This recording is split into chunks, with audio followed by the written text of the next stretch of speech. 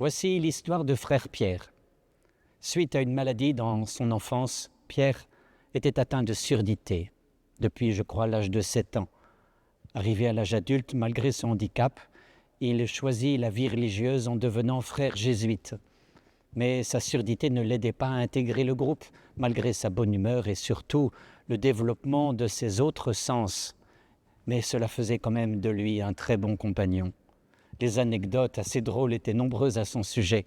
Un jour, par exemple, alors qu'il était en voiture, il ressent des vibrations inhabituelles dans le véhicule et il dit au chauffeur que son moteur devant devait manquer d'huile. Et en fait, c'était vrai. Il avait un sens extraordinaire. On peut dire qu'il était devenu quelqu'un d'original, enveloppant de son toucher à la fois les choses mécaniques et celles de la nature. Mais un jour, bien plus tard, son supérieur religieux lui conseilla de se munir de prothèses auditives. Il y avait eu beaucoup de progrès. Pierre refusa. Il avait tellement peur d'entrer dans un nouveau monde qui briserait l'harmonie qu'il avait expérimentée toute sa vie.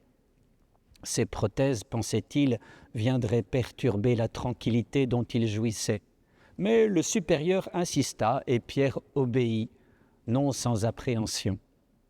Lorsque plus tard on lui demandait comment ces prothèses avaient changé, comment elles avaient changé sa vie, il répondait toujours « Oh, j'ai eu du mal à m'y faire ».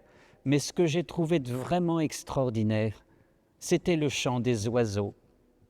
En fait, il ne les avait entendus que les toutes premières années de sa vie, et depuis, il les aimait toujours les écouter, sans jamais se lasser.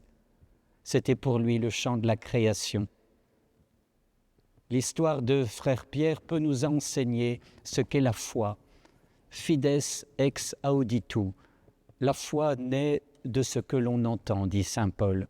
La foi est comme un sens nouveau, différent des autres, différent de notre intelligence, de notre affectivité. Les prothèses pourraient être comparées à ce que fait en nous la prière.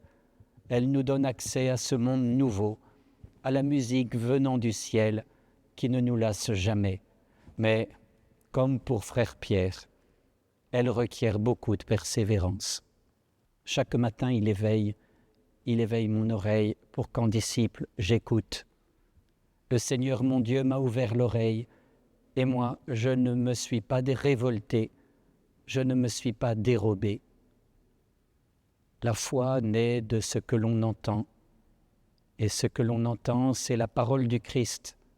Alors je pose la question, n'aurait-on pas entendu? Mais si, bien sûr, un psaume le dit, sur toute la terre se répand leur message et leur parole jusqu'aux limites du monde.